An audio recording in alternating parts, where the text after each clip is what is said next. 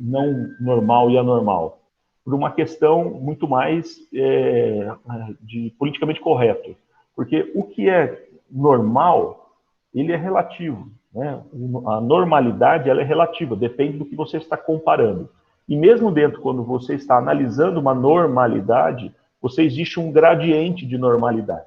Eu vou dar um exemplo para vocês, prático, aqui na criança.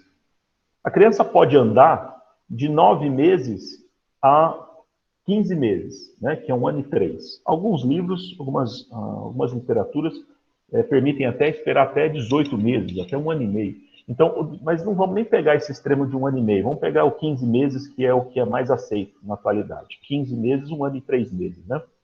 Então, a criança pode andar de 9 meses a 1 ano e 3 meses. Aquela que andou com 9, ela não é melhor do que a que andou com 15. E a que andou com 15, ela não é pior do que aquela que andou com 9. Então, isso é um gradiente de normalidade, tá? Então, isso é um gradiente do neurotípico. Então, por isso que se você fica falando em normal e anormal, você perde essa ideia de gradiente. Então, o que é normal, ele tem que ser sempre individualizado, ok? Bom, vamos lá.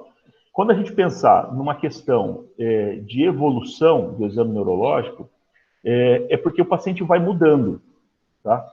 Por que o paciente vai mudando? Porque o cérebro vai melhorando, o cérebro vai mielinizando. Se o cérebro vai mielinizando, né, ele vai fazendo as vias neurológicas, as estradas lá no teu cérebro, ficarem melhor, ficarem mais pavimentadas, e o paciente ficar com uma praxia melhor, né? Ele consegue ficar, ele consegue evoluir de uma maneira muito melhor, né? Isso é extremamente importante, porque se não houvesse isso, a gente ia ficar estagnado. Do jeito que a gente nascia, a gente ia ficar. E não é isso que acontece, né? Você nasce simplesmente sabendo mamar, praticamente, e você, conforme você vai crescendo, você vai mielinizando, então você vai desenvolvendo, você vai adquirindo a capacidade de segurar a cabeça, de sentar, de ficar de pé e assim por diante, tá certo? Então, isso é algo que a gente tem que ter sempre na cabeça, que o que faz a criança desenvolver, que faz a criança melhorar, que vai fazer ela se tornar um adulto neurotípico, é a capacidade de desenvolvimento neurológico, principalmente vinculado à questão da mielinização, ok? Bom, antes da gente entrar propriamente dito na mielinização, eu preciso que vocês saibam qual é o meu objetivo da aula. Logo, é o que vocês precisam saber, né? Então, qual é o objetivo da aula? Eu vou apresentar para vocês dois contextos do desenvolvimento neurológico. Um são os marcos do desenvolvimento. Então, o que esperar em cada faixa etária. Então, quando que a criança vai sentar, quando que a criança vai segurar a cabeça, quando que ela vai ficar de pé, e assim por diante. Uma outra situação é em relação aos reflexos primitivos. O que seriam os reflexos primitivos? São manifestações, são características que a criança tem ao nascimento e ela perde em algum momento da vida. Então, olha só que bacana. Do mesmo jeito que é importante a criança nascer sem saber e ela aprender aquilo, então ela nasce sem saber andar, e eu quero que ela ande entre 9 meses e 15 meses, isso foi um desenvolvimento, também é importantíssimo, tão importante quanto a criança que nasce com algumas características, ela desaprender, ela deixar de apresentar aquelas manifestações, ok? Porque ela perdendo aquela manifestação primitiva, ela consegue desenvolver melhor. Então, o que acontece? É extremamente importante a gente saber quando que o paciente vai perder algumas características.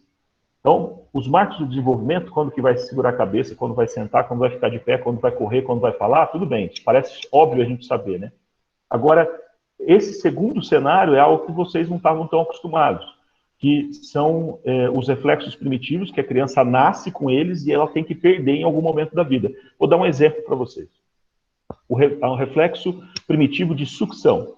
Toda criança nasce com um reflexo de sucção. O que é isso? Isso é subcortical, é involuntário, ela não faz porque ela quer. Tudo que você colocar na boca da criança, desde o nascimento e nos primeiros meses de vida, tudo que ela colocar na boca, ela vai sugar. Tá? Isso já foi seleção natural, quem não tinha ficou para trás, né? Então, o reflexo de sucção, tudo que você coloca na boca da criança, ela suga. Então, você coloca a chupeta na boca da criança, ela está sugando não é porque ela quer. Tá? Ela está sugando por uma questão involuntária, isso é subcortical, é inconsciente. Tá? Só que isso tem que perder em algum momento da vida, porque senão, como é que você ia comer? Tudo que você ia colocar na boca, você ia sugar. Não daria para você mastigar nada. Então você tem que perder isso. E quando é que você perde esse reflexo de sucção? Que tudo que você põe na boca, você fica sugando, você fica... Você para com isso um dia. Quando que é? No 8º mês de vida. Então, olha só que bacana. Tão importante quanto é você conseguir algumas coisas, né? Tão importante quanto é conseguir, é você também você perceber que a criança perdeu algumas habilidades. Isso é extremamente importante, ok? Então, aqui tá, parece só um pouquinho que está me dando um recado aqui, que tem alguém tentando entrar aqui. A Isabela está tentando entrar.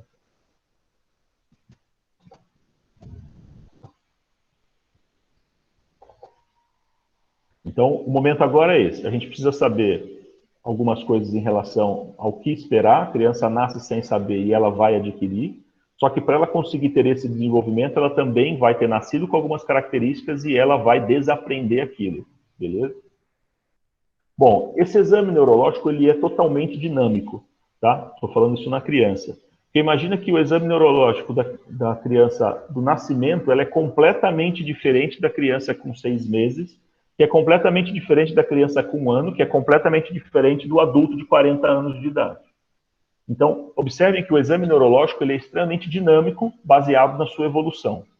E a sua evolução, quando criança e adolescente, isso até os 25 anos de idade, ocorre de maneira intensa ainda, é o processo de mielinização. Então, o cérebro vai mielinizando, ele vai desenvolvendo, ele vai pavimentando, entre aspas, as suas estradas dentro do cérebro, e isso você consegue ter uma atividade elétrica melhor, mais organizada, mais dinâmica e mais rápida. Né?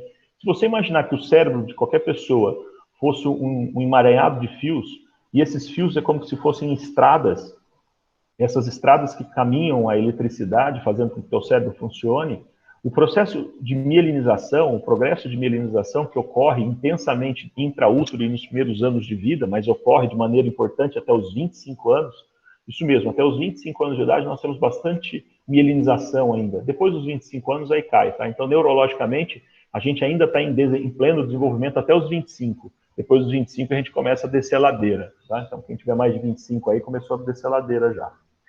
Agora, a questão é, esta mielinização, ela vai acontecer de maneira abrupta? Não, ela vai acontecer gradual, é lenta, mas é sempre progressiva, isso dentro de um contexto normal, tá? A mielinização, só para vocês lembrarem, antes de eu entrar aqui nessas condições adequadas, observem aqui no slide o oligodendrócito. Estão observando o oligodendrócito ali? O oligodendrócito, no alto à direita de vocês, ele é uma célula onde ele vai ter a capacidade de envolver o axônio. Ele envolvendo o axônio, ele vai fazer com que esta via neurológica ela fique mielinizada, ela fique isolada eletricamente. Tá? Então, a bainha de mielina nada mais é do que a questão de passar uma fita isolante no axônio, lembrem disso. Então, os oligodendrócitos é quem faz essa função no sistema nervoso central e as células de Schwann faz essa mesma função, só que no sistema nervoso periférico. Mas a função seria a mesma, seria de encapar esse fio, fazendo com que a atividade elétrica fique mais rápida, fique mais organizada, mais dinâmica, ok? Então, quem faz esse processo de mielinização no sistema nervoso central é o oligodendrócito, quem faz isso no periférico é as células de Schwann. Aqui uma célula de Schwann, mostrando para vocês onde o paciente ele tem essa capacidade, não só o paciente, todos nós temos, né?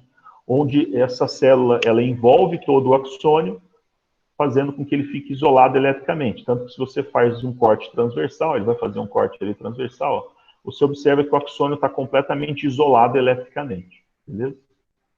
Bom, para eu poder avaliar esse progresso de mielinização, esse desenvolvimento da criança, eu preciso ter algumas condições adequadas para isso.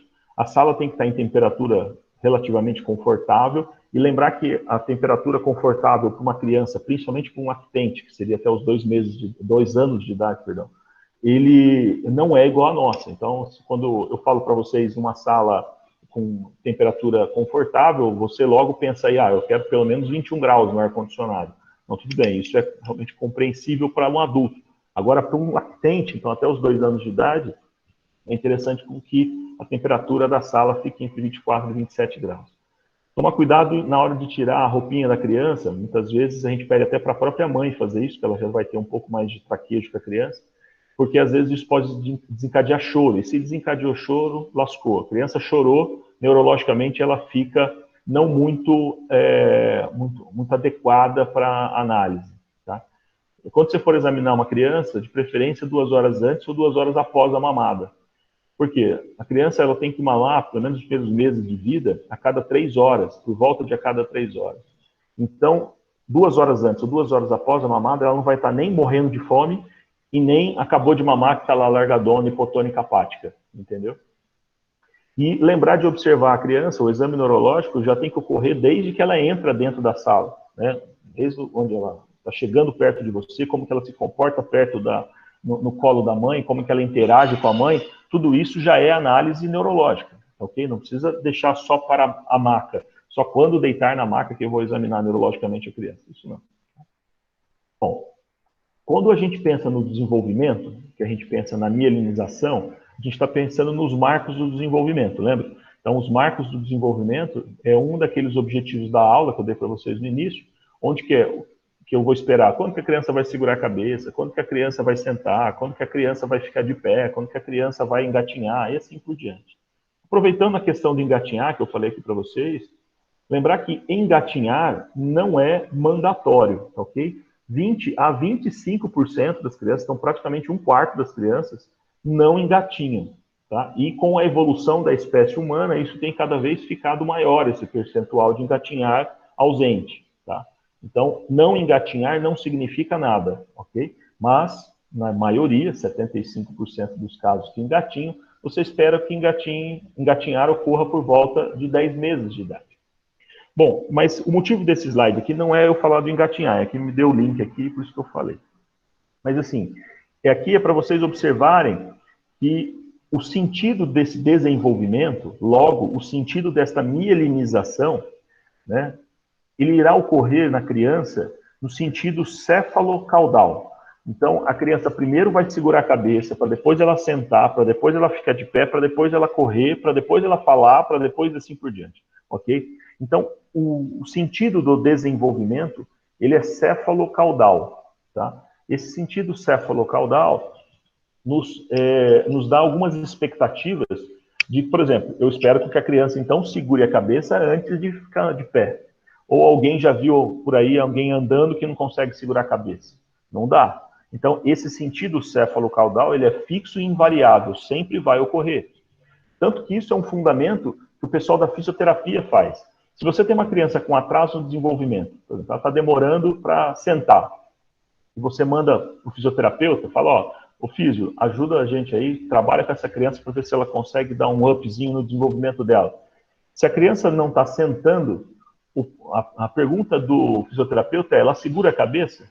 Porque se ela segurar a cabeça, beleza, eu vou trabalhar para ela sentar. Agora, se ela não está sentando, mas eu vou examinar, a criança nem segura a cabeça, não adianta eu querer com que ela sente. Eu vou ter que fazer ela segurar a cabeça primeiro, para depois ela sentar, beleza? Então, a ideia é a gente ter que esse sentido do desenvolvimento, o sentido da mielinização, irá ocorrer no sentido céfalo-caudal. Vai começar na cabeça para terminar no pé, beleza? E também é para demonstrar a mesma situação, onde o paciente ele vai primeiro segurando a cabeça, para depois ele começar a sentar. Nesse meio tempo ele está rolando no próprio eixo, então ele muda de decúbito sozinho, então ele está de barriga para cima, ele vira de barriga para baixo até 5 meses. Depois ele senta sem apoio, depois ele fica de pé com apoio, depois ele fica de pé tirando o apoio até a ponto dele andar. Então, esse sentido céfalo-caudal que vocês estão observando aqui, só foi representado de uma outra maneira, ok? Mas nada mais é do que a mesma coisa. Bom, quando a gente vai ainda aprofundando um pouco mais nesse raciocínio, a gente vai imaginar o seguinte, que tão importante quanto eu esperar quando que vai segurar a cabeça, quando que vai sentar, quando que vai ficar de pé, etc. Eu preciso ter a noção neurológica de como que é a cabeça da criança, porque a cabeça da criança é diferente da cabeça do adulto, tá? Então, o que eu vou examinar na cabeça da criança, esperando que seja diferente do nosso adulto? Fatos. Vocês já escutaram. A tal da moleira. Isso é esperado na criança. Tá? A criança que não tem, você vai suspeitar de uma doença, muitas vezes, que é a cranioestenose, que é um fechamento precoce dessa moleira. O nome correto da moleira é fontanela. Tá? Lembrar que nós temos 6 fontanelas, né? E temos 6 suturas. Porém, elas não são todas palpáveis ao nascimento se a criança for de termo. O que é isso? Se ela ficou o tempo normal dentro da barriga. Ela ficou pelo menos 37 semanas de gestação, então ela não é uma prematura.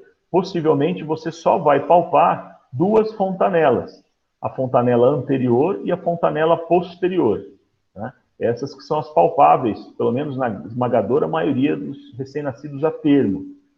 Os prematuros, pela prematuridade, você pode ter estas outras fontanelas, a anterolateral e a posterolateral, que você vai ter tanto de um lado quanto do outro.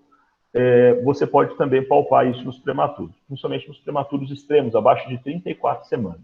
Mas, em linhas gerais, a gente tem que se preocupar sempre em buscar as fontanelas anterior e posterior. As outras suturas, no caso, inclui a sutura metópica, a sutura coronal, a sutura sagital, a sutura escamosa e a sutura lambdoide.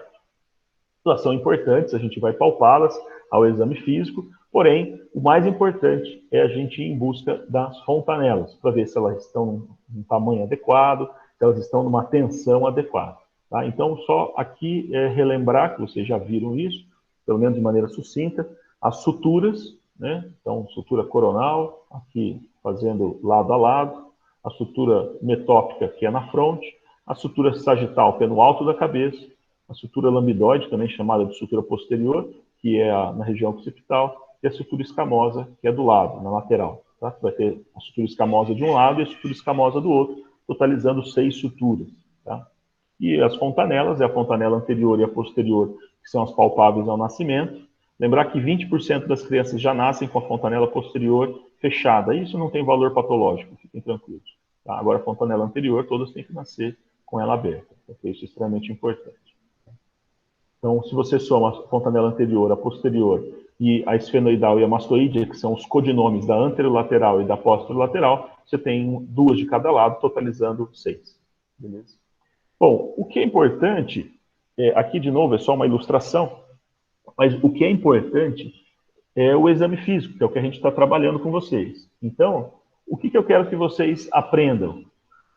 Que ao examinar a cabeça da criança, sempre levantem um pouco a criança, elevem um pouco a criança, tirem ela do decúbito pleno, então tirem ela daquele plano totalmente deitado, elevem um pouco, observem nas 2 fotos, na esquerda de vocês, palpando a fontanela anterior, e à direita de vocês, palpando a fontanela posterior. Observem que você está com a criança discretamente elevada, ela não está em pleno decúbito, ela não está plenamente deitadinha, ok? Isso é importante, porque na hora de você fazer a análise se aquela fontanela está muito tensa ou não, se ela está com hipertensão ou não, ou se ela está normotensa, se ela está normal, é interessante para você não tenha nenhum viés que possa atrapalhar essa tua análise, é você discretamente elevar essa criança, beleza?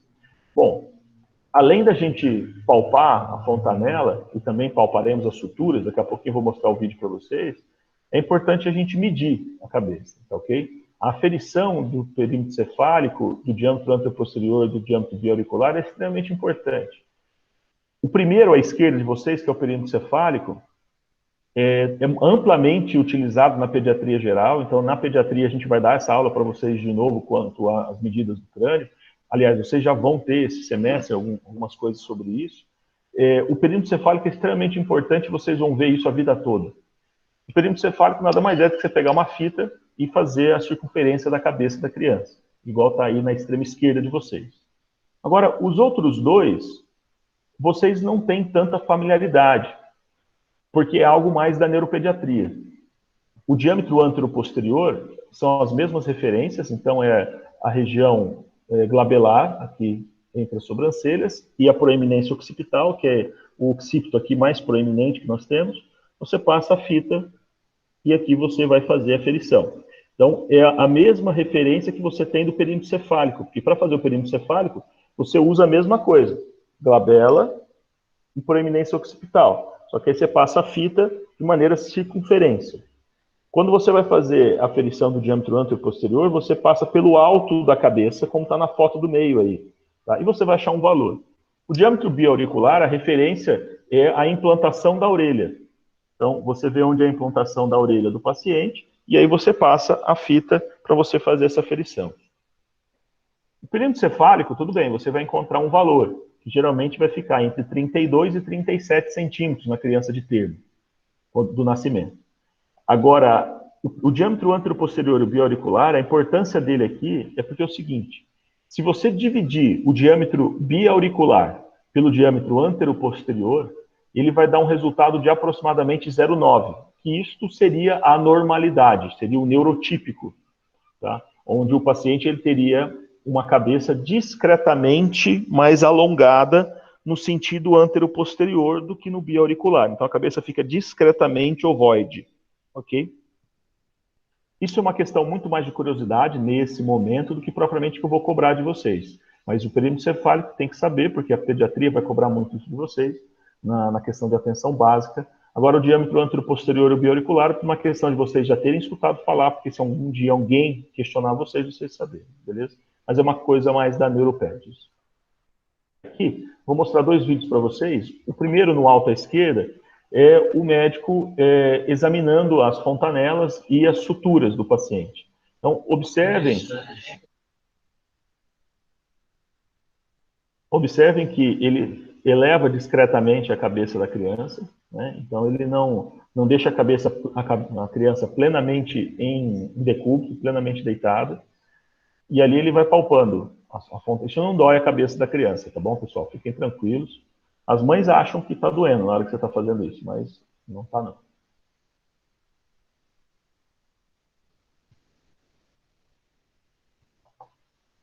Então, observe, eu coloquei de novo, e agora eu vou falar para vocês. Ó.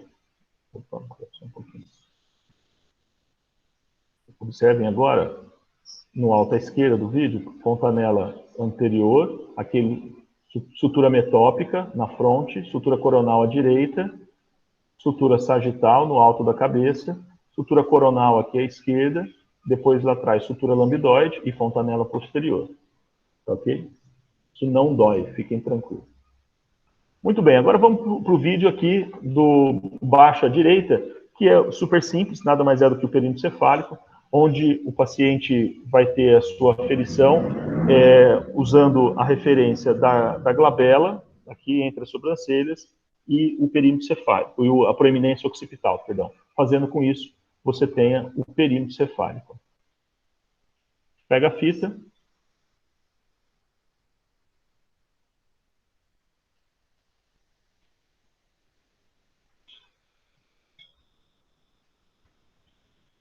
E aí você conseguiu o seu perímetro cefálico. Super tranquilo, né? Nenhuma dúvida quanto a isso aí, é bem tranquilo. Bom, a partir do momento que você aferiu o perímetro cefálico para a criança, fácil, né? Você vai ter um valor, uma unidade, que geralmente ao nascimento fica entre 32 e 37 centímetros, né? E com isso você vai colocar no gráfico. Esse gráfico é da Organização Mundial de Saúde, onde você tem o gráfico das meninas e o gráfico dos meninos. O das meninas é rosa e dos meninos é azul, apesar disso não ser muito mais politicamente correto. É assim que é e assim que continuamos usando. As meninas tendem a ter a cabeça um pouco menor do que os meninos ao nascimento. As meninas geralmente ficam entre 32 e 36, e os meninos geralmente ficam entre 33 e 37 centímetros, isso ao nascimento. Tá? Lembrando que todos esses valores que eu estou falando para vocês são valores do recém-nascido a termo, aquele que ficou dentro da barriga o tempo adequado, pelo menos 37 semanas, beleza? A partir do momento que você coloca no gráfico, você pode encontrar algumas surpresas para vocês, né? Quando vocês estiverem na atenção básica da pediatria, vocês vão ver muito isso, né? Então, na hora que você coloca no gráfico, o gráfico nada mais é do que a idade do paciente, pelo perímetro cefálico que ele tem. Então, você coloca na bochecha lá embaixo, você coloca a idade, e aí depois você coloca o centímetro do perímetro cefálico encontrado. Se ultrapassar o percentil 97, que é a linha do alto, vermelha do alto, você tem uma macrocefalia, que é esse meninão da esquerda aí, ó. Então, esse menino tem uma macrocefalia, o perímetro cefálico dele com certeza está acima do percentil 97 no gráfico, possivelmente por uma hidrocefalia. Mas por que eu falo para vocês que é por uma hidrocefalia? Porque a hidrocefalia causa algo que é chamado sinal do sol poente. Observem o olho dessa criança à esquerda de vocês, ó. Vocês estão vendo que vocês enxergam o branquinho, a esclera do olho em cima? Fazendo com que a cor do olho da criança fique cortada pelo meio. Tá? E isso fazendo que dê uma ideia de como se fosse um sol se pondo. Né? Então, por isso, essa ideia do sinal do sol poente. O sinal do sol poente, isso é por hidrocefalia. Ok?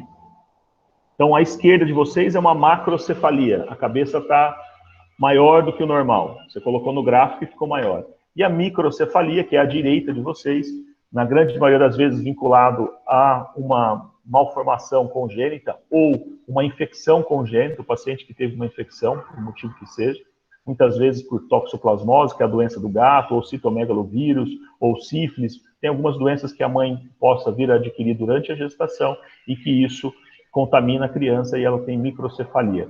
O que mais ficou famoso nos últimos tempos é por Zika, né? Então teve aquele surto de Zika vírus, que é a cepa lá de Recife, há uns 5, 6 anos atrás já, a cepa de lá teve uma predisposição maior a causar microcefalia nas crianças. Outra coisa tão importante quanto a gente ficar pensando na cabeça da criança é você também observar o que está acontecendo e como é a coluna desse teu paciente. Então, é importantíssimo você ir lá e buscar se há alguma alteração na coluna desse teu paciente. Então, tirar toda a roupinha dele e observar a coluna dele. Por que isso é importante? Pode ter surpresas, olha só aí, ó. Tá? Então, aí, à direita de vocês, é uma ilustração, é uma mielomeningocele. Então, o que é isso? O paciente nasce com uma malformação do tubo neural, fazendo com que ele tenha um saco herniário, na grande maioria das vezes lá na região lombar, lá embaixo, e que esse saco herniário ele tem as meninges e tem a medula lá dentro, que é a mielomeningocele. Se não tiver a medula, se a medula passar reto no canal e não entrar dentro foi foda, né? Desculpa. Se ela não adentrar aí no saco herniário, ele seria só uma meningocele, não é uma mielomeningocele. Então, a mielomeningocele, você tem o cordão medular lá dentro do saco herniário e a meningocele, o cordão medular, ele passaria reto e não entraria no saco herniário, ok? Bom, isso à direita que eu estava explicando para vocês. À esquerda, nós temos, a de esquerda abaixo, é um paciente com uma mielomeningocele igual isso que eu acabei de explicar, só que ali de verdade o paciente, né? E no alto, à esquerda, é um disrafismo menor, onde o paciente fechou a medula, mas não fechou a pele. Mas por que é importante essa história aí, de não ter fechado a pele? Porque tem que lembrar, pessoal, que algumas alterações na pele, elas podem ser sugestão para vocês de que o paciente tem uma doença neurológica. Porque a origem embrionária do sistema nervoso é igual à da pele. Então, não vamos entrar nesse mérito de embriologia, até porque vocês já sabem isso, mas lembrem que lá na embriologia tínhamos 3 folhetos embrionários, né? Ectoderma, mesoderma e endoderma, né? O ectoderma, que é o que está em azul aí, que obviamente não é azul, ele é só essa divisão de cores, ele é didática, né? Porque se fosse azul e ele vai originar a pele, né, era todo mundo Smurf, né? Então, ninguém é Smurf. Então, a ectoderma não é azul. Isso daí é só por uma questão didática, beleza? Eu falo isso porque teve uma prova que eu recebi, que o cara falava que o ectoderma era azul, e isso me chamou a atenção. Então, lembrem que essa divisão colorida aí é apenas uma questão didática. Bom, o ectoderma, que aí está em azul, ele vai dar origem à pele, por isso essa brincadeira do Smurf, e ao sistema nervoso. Então, se o ectoderma ele dá origem à pele e ao sistema nervoso, quando você tiver algumas alterações no sistema nervoso, também pode ter alteração na pele, e quando você tem algumas alterações na pele, também pode ter algumas alterações no sistema nervoso, ok? Então, eles têm a mesma origem, tá? Por exemplo, aqui, ó, Todas essas são doenças chamadas doenças neurocutâneas. Então, são manifestações neurológicas associadas a manifestações dermatológicas. Ou, se você preferir, o contrário, né? Manifestações dermatológicas associadas a doenças neurológicas, como, por exemplo, tumores. Observem na extrema direita de vocês, onde o paciente tem manchas brancas. Essa extrema direita de vocês, uma única foto aqui na extrema direita, são chamadas manchas hipocrômicas. Essas manchas hipocrômicas, na grande maioria das vezes, estão vinculadas a uma doença chamada esclerose tuberosa, que é uma doença que tem uma predisposição maior a tumores, principalmente tumores do sistema nervoso central. Tá? As fotos do meio são manchas café com leite, onde você tem uma doença chamada neurofibromatose. Essa doença chamada neurofibromatose, como o próprio nome já fala, ele vai te dar neurofibromas, ele está associado a manchas espalhadas pelo corpo de cor café com leite. Tá? Calma, se você tem uma mancha café com leite, não acho que você tem neurofibromatose, ok? Você tem que ter pelo menos 6 em tamanhos consideráveis para você ficar pensando em neurofibromatose.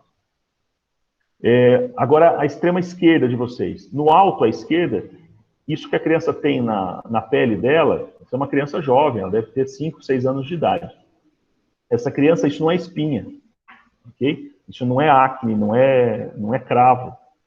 Isso daí, na realidade, são túberes que são vinculados à doença também da esclerose tuberosa, que eu falei para vocês, que tem aquelas manchas brancas à direita aqui. Então, pacientes que têm essas manchas brancas, também são comuns terem essas manchas barra túberes, essas elevações na pele, principalmente em face. E no baixo à esquerda, você tem a síndrome de Sturge-Weber. A síndrome de Sturge-Weber é uma manifestação dermatológica, onde o paciente tem uma mancha em face, respeitando a inervação do trigêmeo, da cor vinho do Porto. Tá? E geralmente isso está associado à malformação vascular do próprio cérebro. Então, olha só que bacana. Mas eu quero que você saiba o que é uma síndrome de Sturge-Weber, eu quero que você saiba o que é uma esclerose tuberosa, o que é uma neurofibromatose. Não é esse o momento. Vai existir esse momento. Mas o momento hoje é que eu quero que você lembre para o resto da vida que a origem da pele do sistema nervoso é o mesmo.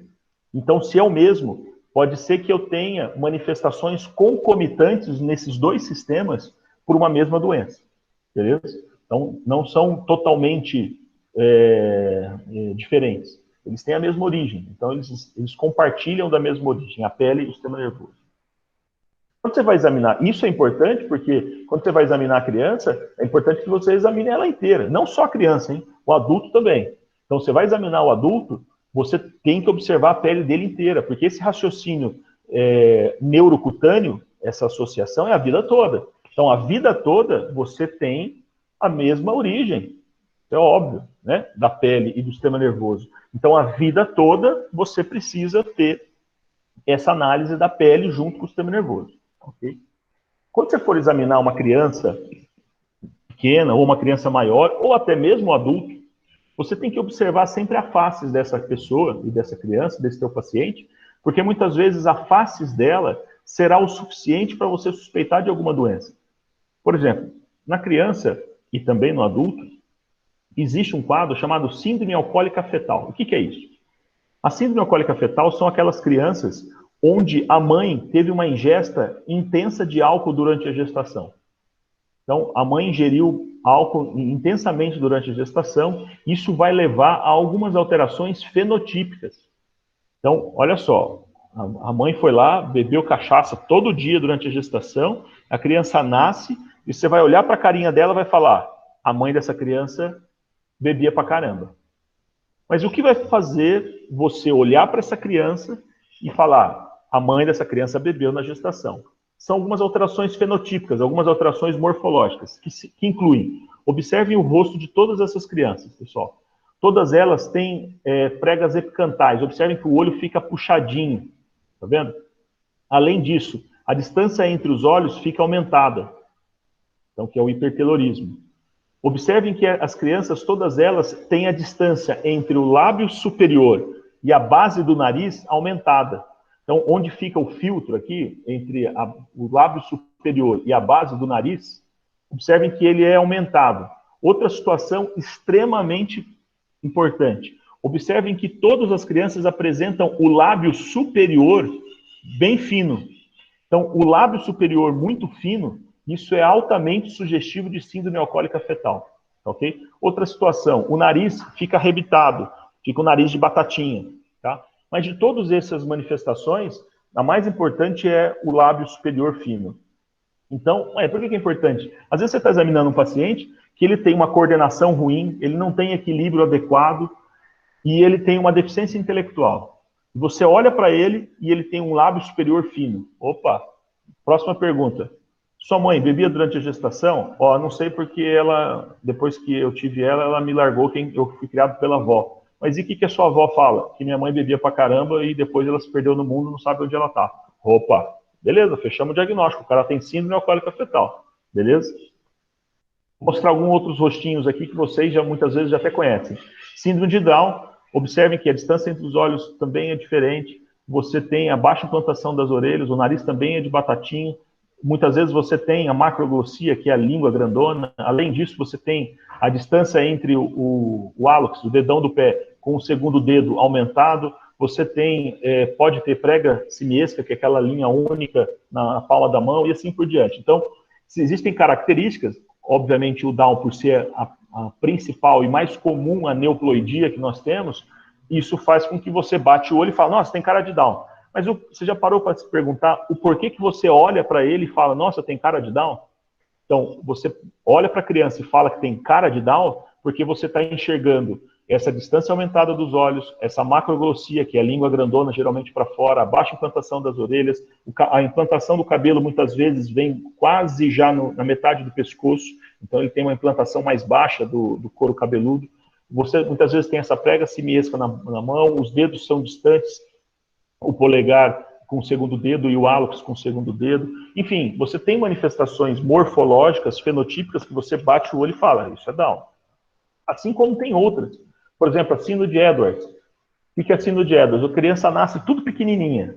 A criança nasce, um dia te chamam para examinar uma criança, a criança toda pequenininha, e aí você fala, pô, será que isso é uma síndrome de Edwards? Aí você vai direto na mão dessa criança. Porque a síndrome de Edwards, que geralmente ela é grave, geralmente o paciente não sobrevive não, viu? A síndrome de Edwards, o paciente ele tem uma sobreposição do segundo e do quinto dedo sobre o terceiro e o quarto dedo, tá? Ah, mas eu não entendi, que história é essa de segundo e quinto dedo sobre os outros? Observem na foto que você não esquece, ó, tá vendo? Ó? O indicador e o dedo mínimo está sobre os outros, ó. Isso é típico da síndrome de Edwards, ok? Você pede um cariótipo, vem um cromossomo a mais no 18, tá? Uma outra síndrome aqui, só para esclarecer a questão de faces, que a gente tem que estar sempre fixando essa ideia de faces, é a síndrome de Patau. Na minha turma da faculdade, na 14ª, tinha um cara, eu não vou contar quem era, mas ele tinha o apelido dele era Patau. Depois da aula, a gente chamou ele de Patau. Por que a gente chamava ele de Patau? Observem que nessas duas figuras, o que chama atenção é o quê? Tamanho do nariz. Porque a síndrome de Patau, que é a trissomia do 13, você tem um cromossomo a mais no 13, você tem dismorfismos, você tem malformação de linha média. E isso inclui o próprio nariz. Então, o nariz é dismórfico, o nariz grande, tá? Muitas vezes associado a lábio leporino, fenda palatina, genesia do corpo caloso, hérnia umbilical, genitália ambígua e assim por diante. Bom, mas enfim, o que eu quero dizer para vocês aqui não é que vocês comecem a saber o que síndrome de Patau tem. Não é isso o momento. Mas eu preciso que vocês saibam que a gente tem que ficar olhando, batendo em cima desse negócio do rosto da criança e tudo mais. Beleza? Bom, agora entrando propriamente dito na questão de desenvolvimento da criança, eu quero que vocês observem a seguinte situação. O paciente, nos primeiros meses de vida, nos primeiros 3 meses principalmente, mas até o 6º mês ele perde completamente isso, ele vai manter uma atitude, uma postura chamada de semiflexão fisiológica. O que é isso? Observem nas 3 figuras, tanto em decúbito dorsal quanto decúbito ventral, observem que a criança, ela mantém-se em semiflexão. O que é isso? Observem que os membros superiores e inferiores, eles ficam semifletidos. Tá? Então, observem que eles ficam dobrados, tá? Eles ficam em flexão. Eles não ficam totalmente em flexão, mas eles ficam semifletidos. Isso, na realidade, é pelo padrão de hipertonia dessa criança. Porque a criança nasce, ela é toda durinha. Depois que ela vai relaxando, e ela relaxa até o 6º mês de vida, quando ela consegue o que a gente chama de hipotonia fisiológica. Tá? Então, eu quero que vocês observem nessa figura o padrão de semiflexão. Então, observem que os membros superiores e inferiores ficam semifletidos, tanto em decúbito dorsal quanto ventral, beleza? Se você vai ver isto em vídeo, né, em movimento, observem que não muda muita coisa. Ó. Observem que ó, ele mantém-se em semiflexão.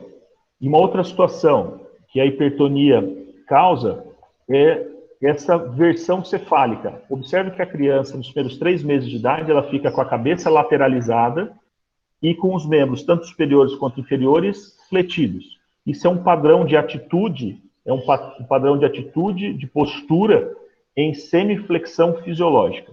Que é isso que a gente acabou de falar aqui, beleza? Guardem essa informação porque vai ser importante daqui a pouco. Bom, a partir do momento que eu pego essa criança, que tem um padrão de semiflexão, e coloco ela de barriguinha para baixo, em decúbito ventral, observe que ela vai manter a mesma postura de semiflexão. Então, fica semifletido os membros superiores e inferiores. Tá? E outra situação desse vídeo que é muito interessante, observem que ela faz fuga à asfixia. Observem que ela vai se movimentando a ponto de lateralizar a cabeça para ela não asfixiar, para não faltar oxigênio para ela. Isso já foi seleção natural. Quem não tinha ficou para trás. Tá? Mas a ideia aqui é observar, então, esse padrão de semiflexão fisiológica. Tá? Fica semifletido, tanto bracinho quanto perninha. Fechou? Bom, a partir do momento que você tem esse padrão nos primeiros meses de vida, a próxima coisa a ser cobrada dessa criança, e isso inclui dentro do equilíbrio da criança, é se ela segura a cabeça ou não. Então, se eu fizer a pergunta para vocês assim, ó, direto e reto. Quando que a criança segura a cabeça? Vocês vão me responder assim, ó, 3 meses. Mas você quer fazer uma resposta completa, né? Porque 3 meses é a média. Você quer fazer uma resposta completa. Quando que a criança segura a cabeça? Você vai responder assim para mim. O sustento cefálico ocorre entre 2 a 4 meses de idade, ocorrendo em média aos 3 meses. Ponto final. A mesma linha. O sustento cefálico incompleto geralmente ocorre ao redor do 2º mês de vida, com 2 meses. E o sustento completo ao redor dos 4 meses. O que é o sustento incompleto e o que é o sustento completo? Como o próprio nome já vem a sugerir, o completo é quando ele completamente segura a cabeça. Então, ele completamente segurar a cabeça significa ela ficar parada. O incompleto é ele tentar segurar, ele segura um pouco, mas cansa e cai. Isso seria o incompleto. Ok? Então, o incompleto, obviamente, vem antes do completo. O incompleto é com 2 meses e o completo até 4 meses. Beleza? Então, a criança segura a cabeça com 3 meses. Em média, entre 2 a 4, que é a evolução esperada, que é o gradiente da normalidade, que foi aquilo que eu falei para vocês lá atrás, que é o intervalo de normalidade, de neurotípico, sendo que incompleto é com 2 meses e completo é com 4. Beleza? Lembrando que se alguém tiver com alguma dúvida, algum questionamento aí, é só abrir o microfone e mandar ver, tá ok? Observem aqui, então, agora no vídeo, a criança segurando a cabeça. Então, lembrando, quando que ela segura a cabeça? De 2 a 4 meses, em média com 3 meses. Este é o sustento incompleto. Ó. Ela tenta segurar, mas cai. Tenta segurar, mas cai. Ok? Bom, ainda dentro do contexto de equilíbrio e de marcos do desenvolvimento, se eu falo para vocês que a criança, nos primeiros 3 meses de vida, ela vai ter aquele padrão de semiflexão, aquela atitude em semiflexão, que ela fica toda durinha, toda semifletida. Por volta de 3 meses, ela segura a cabeça. A próxima coisa a ser cobrada dessa criança é ela sentar com apoio. Observem que essa criança, na foto, ela está sentada com apoio, né, porque a mão da mãe está ali. Ó. Se a mãe tira a mão, a criança cai. Tá? Então, quando que a criança tem que sentar com apoio? De 4 a 6 meses. Então, se eu faço a pergunta, quando que a criança senta com apoio? A resposta é 5 meses. Ah, mas eu quero fazer uma resposta completa. Então, vamos lá. A criança tem o sentar com apoio entre 4 a 6 meses, em média, com 5 meses. Ok? Essa aqui é a resposta completa, que seria de 4 a 6 meses. Beleza? Então, onde estamos? Ó? Criança nos primeiros 3 meses de idade, nos 3 meses de vida, ele vai ter um padrão de semiflexão, que ele vai perdendo no máximo até o 6º mês de vida. Depois ele vai segurar a cabeça com 3 meses, mas lembrar que o gradiente de normalidade é entre 2 e 4. Depois ele senta com apoio por volta de 5 meses, sendo que o gradiente é de 4 a 6. Depois, eu quero que ele sente sem apoio. Então, a mãe vai tirar a mão e ele vai continuar sentado. Quando que vai acontecer isso? Observe que agora o gradiente já aumenta um pouco, porque vai ser de 6 a 9 meses. Então, a criança tem que sentar sem apoio, tá? Sem ela estar segurando em alguma coisa, entre 6 a 9 meses. Mas observem o seguinte, quando a gente vai fazer análise do sentar sem apoio, é não estar segurando a coluna, ok? O tronco da criança. Porque observem, por exemplo, no Japinha, à extrema esquerda, ó, Japinha bonitinho pra caramba, observem que ele está tendo um apoio, mas é um apoio dele mesmo, com as mãozinhas dele, tá vendo? É um tripé. Mas isso é um sentar sem apoio, porque você não está tendo que apoiar o tronco desse paciente, né? Você não está tendo que segurar a coluninha dele ali atrás para ele poder ficar sentado. Ele está se virando. Isso é sentar sem apoio. É óbvio que com o tempo, quando a criança chega com 9 meses, que é o mesmo Japinha lá na extrema direita de vocês agora, observem que a mãozinha já fica do lado do joelho ali, mas ele não está usando o tripé. E a coluninha fica bem mais reta.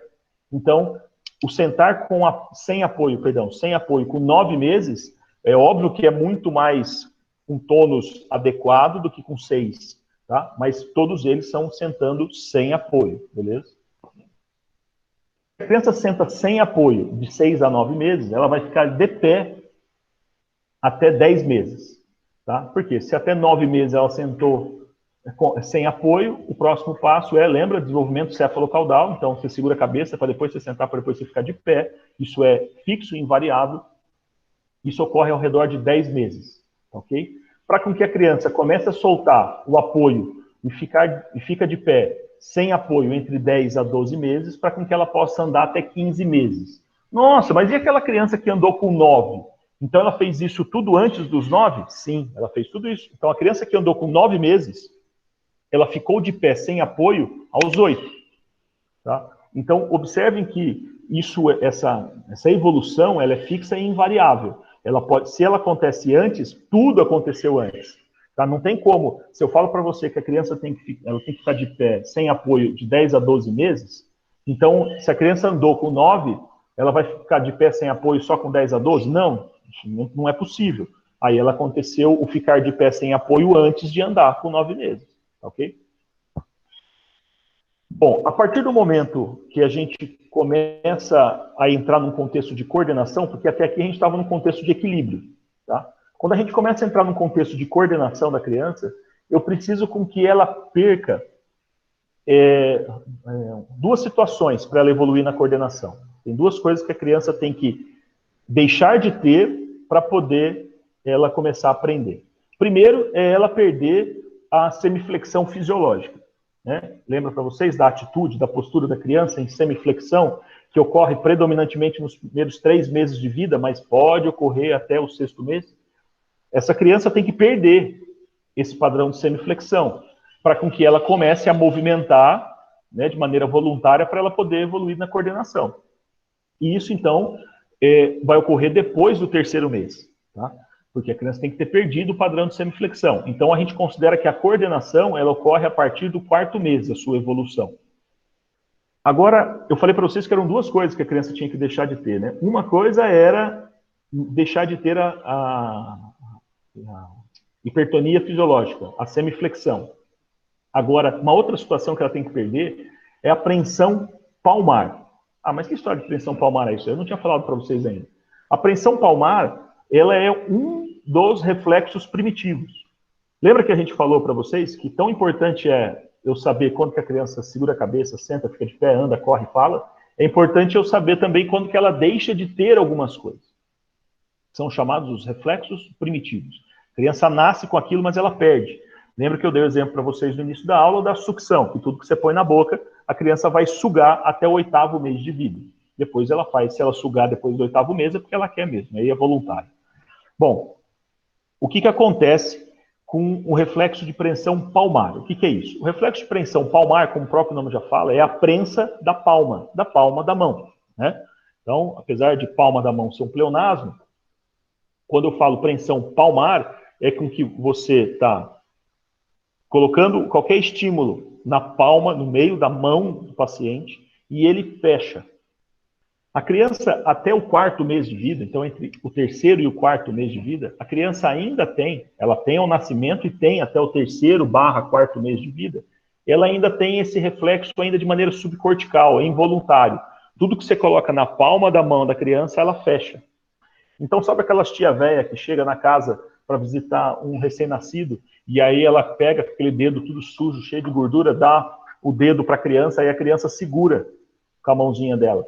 E aí a criança não quer soltar. Aí a tia véia fica, nossa, ela gostou de mim, olha que criança legal, ela gostou de mim, a tia é legal, né? Não, a tia é chata pra caramba, é um saco a tia. Mas a criança está segurando a mão da tia véia chata, porque aquilo é uma apreensão involuntária, aquilo é subcortical, ela não está usando o córtex dela lá em cima, tá? Então, a criança, até o 3º, 4º mês de vida, tudo que você encostar na palma dela, ela vai fechar. Isso, na realidade, foi uma seleção natural. Quem não tinha ficou para trás. Por quê? Isso é a prova de que nós temos uma correlação na origem com os primatas. Porque os primatas, os macacos, eles têm isso a vida toda. Tá? Reflexo de preensão palmar, plantar, lá no pé, e na cauda, no rabo, tudo que encosta enrola o rabo, isto é mandatório para os macacos, senão eles não conseguem ficar lá em cima nas árvores. Ok? Mas isso é uma questão que teria que discutir em outro momento. Enfim, a questão aqui nós estamos onde? Coordenação da criança, que ela vai desenvolver para ter uma coordenação normal de um neurotípico, de um adulto, como nós. O paciente ele vai começar a adquirir a sua coordenação a partir do momento que ele perde essa apreensão palmar, que é no 3º mês. Até lá, tudo que você põe na palma da mão ele fecha, mas não é porque ele quer, é porque o cérebro mandou. E a criança tem que perder aquele padrão de semiflexão, beleza? Porque aí, a partir de então, ele não tendo mais esses dois, ele começa a pegar os objetos. E, geralmente, ele pega esse objeto e leva até a boca. Tá? Isso é extremamente comum.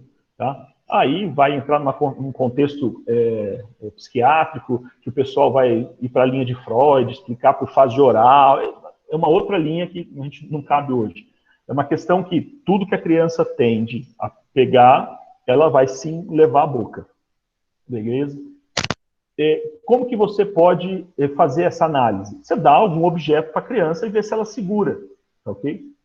Só que você vai fazer isso depois do 4º mês, antes você nem tem essa expectativa. E uma outra possibilidade também de você analisar a coordenação é o que a gente chama de lenço no rosto, que é o que está aí, ó. Então, além de você poder dar um objeto na mão do paciente e você analisar aquela coordenação dele, você pode fazer também o chamado lenço no rosto. O que é isso? Se você pegar aqui é um lenço, mas pode pegar uma fronha, pode pegar uma toalhinha, pode pegar uma fraldinha de pano, e você colocar no rosto do paciente, se ele já tiver uma boa coordenação, isso a partir do 4º mês, o que ele faz? Olhem agora na câmera para mim. Se você tem lá um lenço ou qualquer coisa no rosto do paciente, e ele tem uma coordenação adequada, o que ele vai fazer? Isso daqui, ó, ele vai afastar o objeto que está no rosto dele. Se ele conseguiu fazer isso, é porque ele tem uma boa coordenação. E quando que ele vai fazer isso? A partir do 4º mês. Não espere que ele faça isso antes. Beleza? Uma outra situação, ainda dentro da coordenação. Lembrando que se tiver alguma dúvida, pode abrir o microfone aí e perguntar.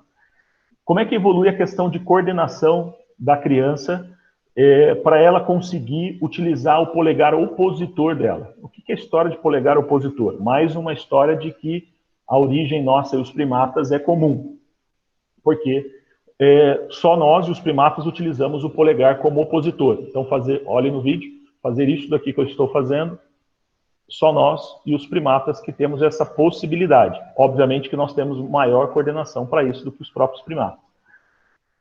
Como é que acontece isso? Isso é o que nós chamamos de evolução da apreensão em pinça. Então, você utilizar e pegar, por exemplo, aqui eu estou com uma rolha. Se eu pego a rolha e seguro do jeito que eu estou segurando aqui, ó, para vocês, ó, isso daqui eu estou usando a minha pressão em pinça, ok? Que é o que nós chamamos de pressão em pinça fina, né? Lembrando de olhar para mim no vídeo, não no slide. Depois a gente volta para o slide. Isso daqui é pressão de pinça fina. Só que para a criança chegar nisso daqui que eu estou, que é o que o adulto faz, que é o neurotípico, que isso sim é uma coordenação adequada, antes ele passou por esta fase aqui. Então, primeiro ele utiliza o polegar como opositor num contexto proximal, para depois ele evoluir para uma questão distal. Tá? Isso daqui é pinça fina. Isso daqui é chamada pinça grossa. Ok? A criança começa a fazer pinça grossa a partir do 6º mês de vida. E aí ela vai evoluindo a ponto de que, no aniversário dela de 1 ano, ela tem que estar fazendo isso daqui. Tanto que nos livros, ele nos sugere que, com 1 ano de idade, você pegue uma uva passa e dê para a criança a uva passa, para ela poder pegar a uva passa. Porque imagine que você pega uma uva passa, coloca na palma da sua mão, entrega para o seu paciente, para ele conseguir pegar, ele vai precisar usar a pinça fina. E por que no livro fala em uva passa? Porque o cara quer vender uva passa? Não. Porque a criança vai fazer o quê com o que ela pegar? Vai levar na boca. Se ela vai levar na boca, se ela engolir uma uva passa, tudo bem, né? Desde que entre pelo esôfago, não pela traqueia. Se o paciente engolir a uva passa, sem problemas. Agora imagine, eu vou fazer um teste com o meu paciente para ver se ele tem pinça fina, eu vou dar para ele uma bolinha de gude para ver se ele segura. Você está pedindo para dar merda, né? Beleza? Aqui é a evolução que eu já falei para vocês. Nada de diferente. Bom, agora quanto ao tônus, pessoal. Uma coisa eu já falei para vocês, tá? A hipertonia fisiológica, ela ocorre nos primeiros 3 meses de vida. Estão vendo aí, ó? Então, a gente já falou disso.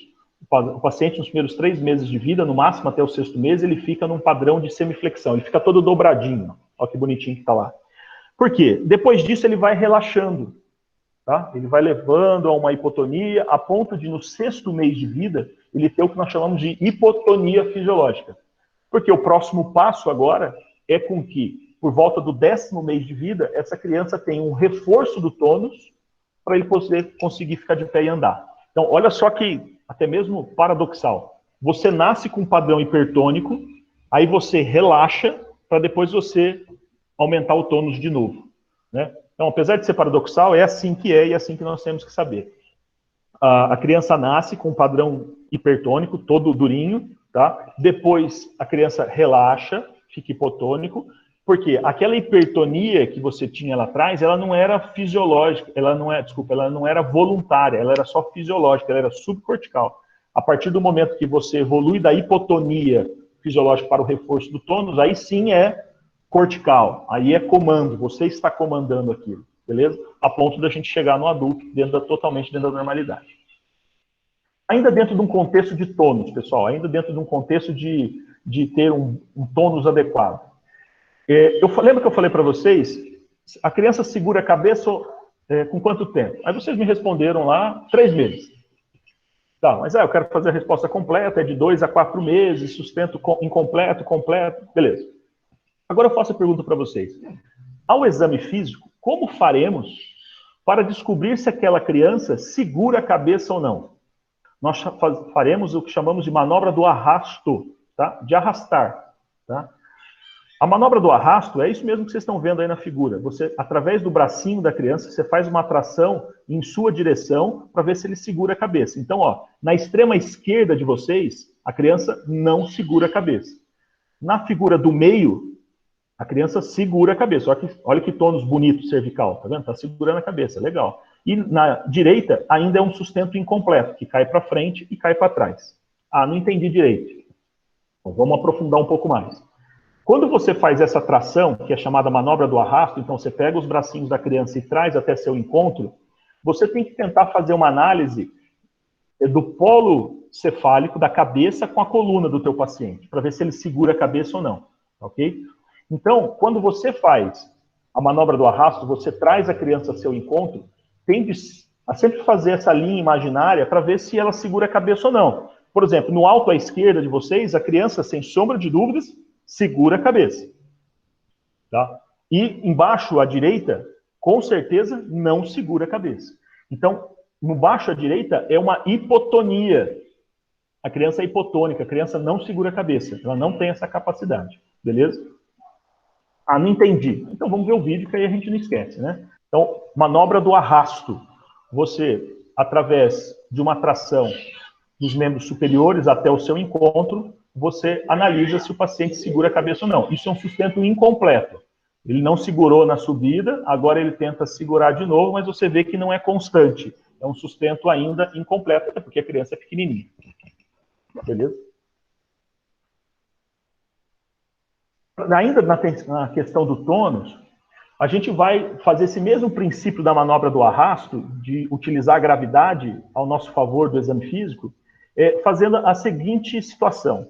Você vai elevar a criança pelo ventre dela, tá? Pelo tórax dela na região anterior. E você vai fazer isso que vocês estão enxergando aí. Você eleva a criança, tem um pessoal mais moderno que fala que isso é a manobra do Simba, Simba do Rei Leão, sabe? Igual o cara faz lá o macacão lá faz na pedra sagrada lá, ele eleva o Simba lá. Mas isso é só uma questão de brincadeira para vocês lembrarem. Essa avaliação do tônus na suspensão ventral, essa, entre aspas, manobra do Simba, não escrevam, por favor, manobra do Simba na prova, porque a manobra, na realidade, chama avaliação do tônus na suspensão ventral, é você elevar a criança pelo ventre e você observar se ela mantém esse padrão de tônus adequado. E você vai fazer o mesmo princípio de linha imaginária. Passou a linha imaginária, tem a linha lá retinha entre a cabeça e a coluninha, tem sustento cefálico, beleza? Vamos ver o vídeo aqui para vocês entenderem. Só que o que acontece muito, lembre que essa é a mesma criança, a gente está vendo os vídeos da mesma criança. Então, a criança ela tem um sustento ainda incompleto, ela fadiga, ela cansa. Então, ela também vai cansar na suspensão ventral. E daqui a pouco, ó, ela até tentou segurar, mas daqui a pouco ela vai relaxar, vai parecer um gato. Ó. Quer ver? Ó? Vocês viram que ela tentou? Vou pôr de novo só para vocês verem. Ele até sobe durinho. Ó. Sobe durinho, ó. Durinho. Mas ele vai cansando, e aí ele vai relaxando. Ele não aguenta, porque realmente a gravidade vai vencendo. Olha lá, ficou igual o gatão. Beleza? Olha o gato. Bom, com 30 dias de vida, eu tenho a expectativa de que a criança fique retinha, igual está aí à esquerda de vocês. Ó, tá? Só que o que acontece com a evolução do tônus? A criança vai melhorando, lembra?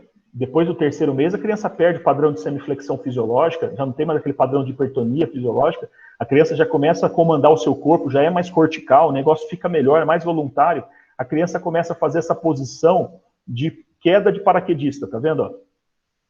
Observem que eu estou usando esse termo em queda do paraquedista, mas é só para ficar didático, porque eu vou usar esse termo de paraquedista lá na frente, tá? Por enquanto, eu só dei a ideia para vocês que a criança, ela joga a cabeça para trás e joga a perninha para cima também, que é o que está à direita de vocês aí, tá? Que é o que nós chamamos de Landau. Isso é o reflexo de Landau. O reflexo de Landau é quando você vai fazer a avaliação da suspensão ventral, do tônus, a criança tende a colocar a cabeça para cima e a perninha também para cima, tá? Fazendo essa curva que vocês estão vendo aí. Isso é por uma questão de tônus adequado, ok? Bom, reflexos miotáticos. O que são reflexos miotáticos? Eu vou mostrar o vídeo para vocês. Eu não vou aprofundar nessa questão de reflexos miotáticos, porque vocês vão ter uma aula com a Tereza de reflexos miotáticos. O que são reflexos miotáticos? Os reflexos miotáticos também são chamados, até de maneira preferencial, por reflexos profundos, tá? Então, reflexos profundos, que é um codinome de reflexos miotáticos, ou também chamados de reflexos osteotendíneos. Observem que eu dei 3 nomes para a mesma coisa, ó. Reflexo miotático, reflexo profundo e reflexo osteotendíneo. Esses 3, o que significa? Que é a mesma coisa. É o famoso reflexo do martelinho. Então, isso mesmo. Nesse semestre, a gente vai aprender a utilizar aquele martelinho que a gente viu a vida inteira nos desenhos e que a gente, às vezes, fica com um pouco de dificuldade de utilizar. Apesar dessa nossa experiência tudo virtual online, a gente espera com que todos vocês aprendam de maneira adequada a isso, ok? Bom, os reflexos miotáticos existem nos membros superiores biceptal, triceptal, estilo radial. Lembrando que na criança e no adulto, A expectativa dos reflexos, tanto dos membros superiores quanto inferiores, é a mesma coisa. Eu espero encontrar no reflexo do martelinho ou normalidade, que é chamado de normorreflexia. Eu espero encontrar nas doenças uma diminuição ou um aumento. Aí agora aqui eu quero que vocês comecem a se familiarizar com o seguinte conceito. Vocês vão ter uma aula só de reflexos do martelinho, beleza? Então não se preocupem em esgotar o assunto hoje. Mas assim, quando a gente vai usar o reflexo do martelinho, que é chamado reflexo profundo, ou reflexo miotático, ou reflexo osteotendínico, a gente tem a expectativa do neurotípico, da pessoa normal, apresentar ele dentro da normalidade e darmos o nome disso de normorreflexia. Só que quando isso tiver diminuído, então você vai examinar e você perceber que você não conseguiu o reflexo, que seria a arreflexia, ou ele está diminuído, que seria a hiporreflexia, isso significa que é lesão de segundo neurônio, tá? Ou de alguma outra doença neuromuscular. Vou repetir.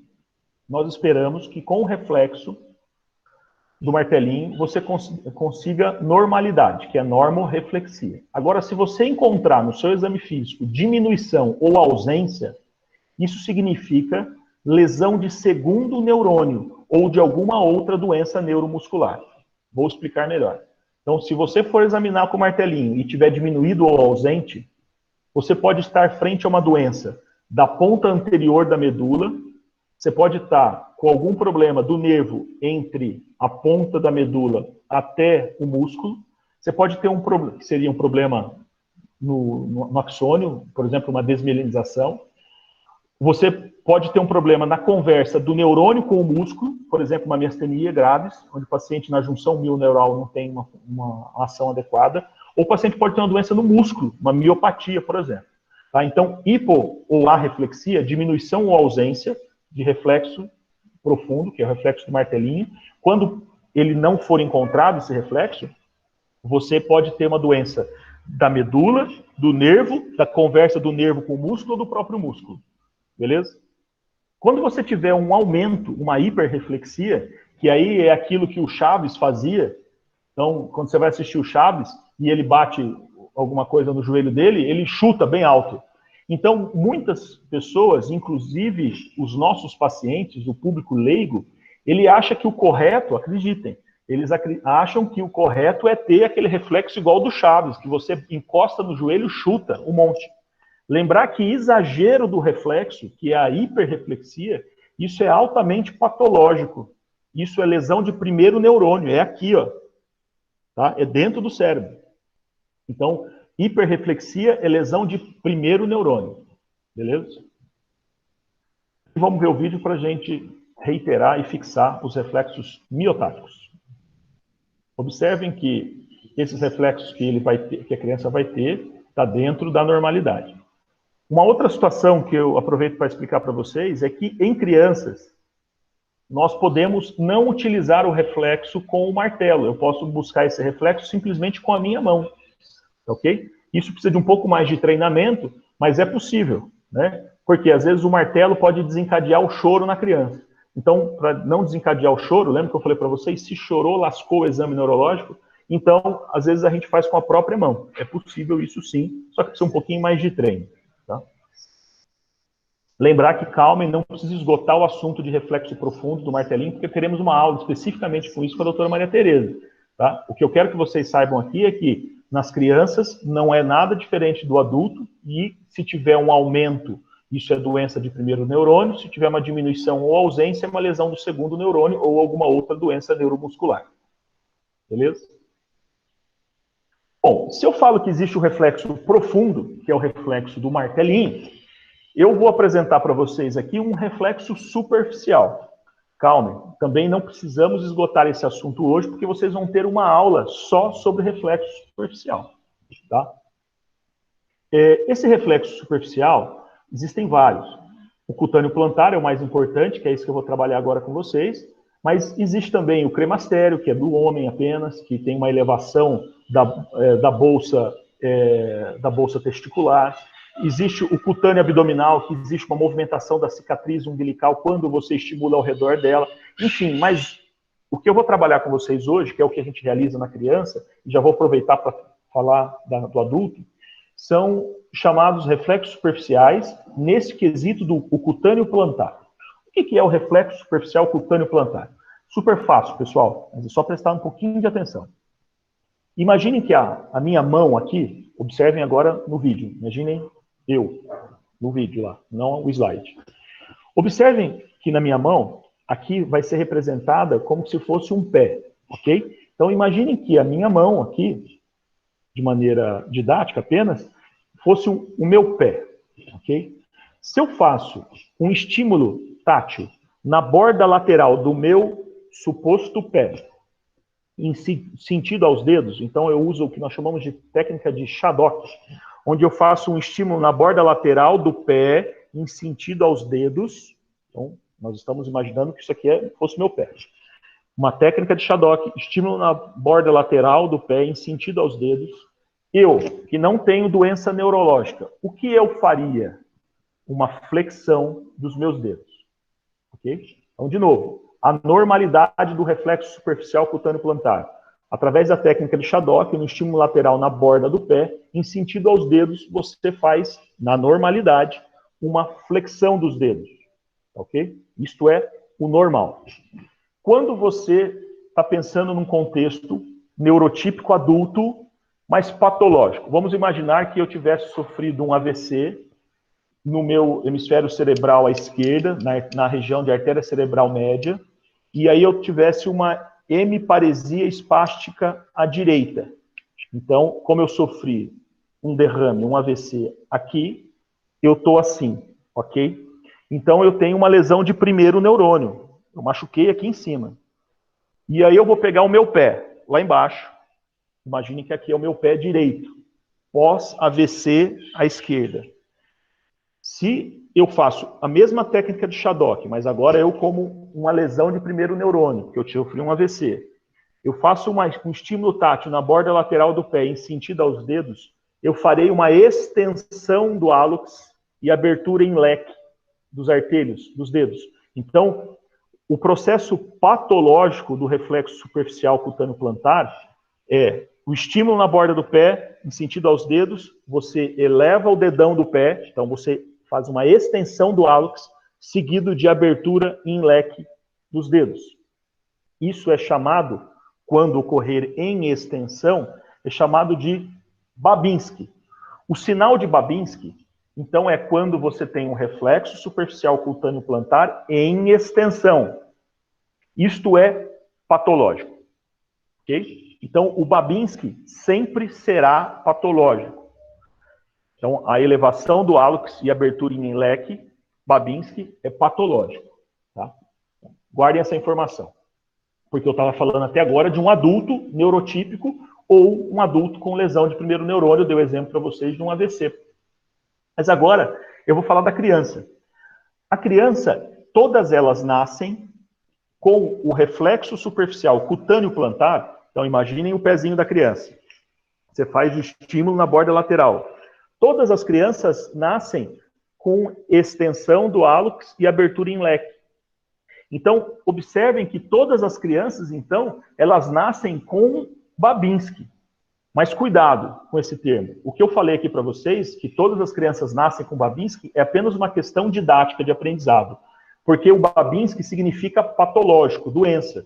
E a criança apresenta esse padrão ao nascimento de estímulo na borda lateral em extensão e abertura em leque do pé, dos dedos. Por quê? Por imaturidade, não é patológico. Então você não pode falar Babinski. Você só fala em Babinski depois dos 2 anos de idade. E por que você só fala em Babinski depois dos 2 anos de idade? Porque a criança, ela vai inverter desse processo de imaturidade com extensão para flexão, que é o normal, que é o neurotípico. Desculpa, bati no microfone, né? A criança só vai evoluir do padrão de extensão para flexão dos 9 meses até os 2 anos de idade. Então, o gradiente de normalidade é muito amplo. Então, você só fala em Babinski depois dos 24 meses, porque a criança pode demorar até 24 meses para poder evoluir desse padrão extensor para um padrão flexor. Tudo bem? Se alguém tiver alguma dúvida, pode abrir o microfone e perguntar, beleza? Mas lembrar que não precisa esgotar esse assunto hoje, porque reflexo superficial, nós teremos depois uma aula específica sobre reflexo superficial, junto com reflexo profundo, beleza? Mas é já para vocês irem se familiarizando com esse contexto, ok? Olha que bonitinho esse vídeo aqui, ó. Ó, a criança, só de você encostar no pezinho dela, ó, ela já vai estender, ó, tá vendo? Estende o hálux, ó.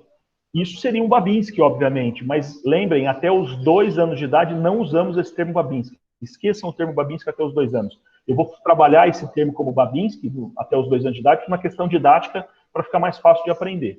Mas observem que a criança tem esse perfil por imaturidade, não patológico, por uma questão de que qualquer estímulo na borda lateral, você já estenda o hálux. Ok?